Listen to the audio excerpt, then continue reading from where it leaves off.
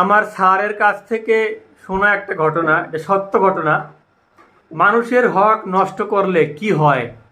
আমরা যেমন ফুপুদের সম্পত্তি দিতে চাই না, এই যে মোনাফেকেরা, এই যে জানোয়াররা ফুপুদের সম্পত্তি দিতে চায় না, তাদের ধ্বংস হবার জন্য একটা ছোট্ট একটা গল্প শুনুন।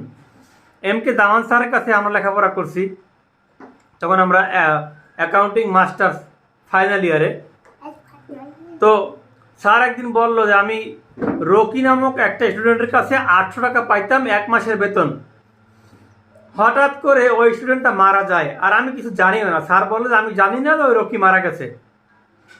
তো 5 থেকে 6 মাস পরে রকির বাবা মা আসছে, আয়সা বলে স্যার আপনি 800 টাকা পাইতেন, এই 800 টাকা নেন, আর আমার ছেলেকে মাফ করে দেন, সে কবরে ভালো নাই। তখন আমার স্যার বললে যে আপনার বাচ্চা কবরে ভালো নাই, এটা আপনি বুঝলেন কিভাবে?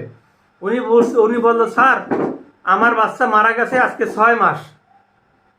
তো বারবার স্বপ্নে দেখায় যে অমুক স্যারের কাছে আমি পড়ছি, ওই স্যার আমার কাছে 800 টাকা পায়, তার টাকাটা শোধ করে আসো, আমি কবরে ভালো নাই।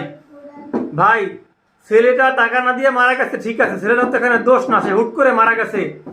তো এই জন্য যদি তার কবরে এই অবস্থা হয়, আমরা কত মানুষের ইজ্জত নষ্ট করি, বিএফ জিএফ বানাই, তারপর আমরা মেয়েদের ইজ্জত নষ্ট করি, ছেলেদের ইজ্জত নষ্ট করি, মানুষকে অপমানের মধ্যে ফেলাই, চুরি করি, ছিনতাই করি, ফুপুদের জমি দিতে চাই না, ভাইয়ের সম্পদ নষ্ট করি, সারাসারির সম্পদ নষ্ট করি, ভাই ভাইরা দেখতে পাই না, চাচা চাচি মা মার মধ্যে কোনো মিল নাই। ভাই আল্লাহ কিন্তু ছাড়বে না, আল্লাহ কিন্তু ছাড়বে না।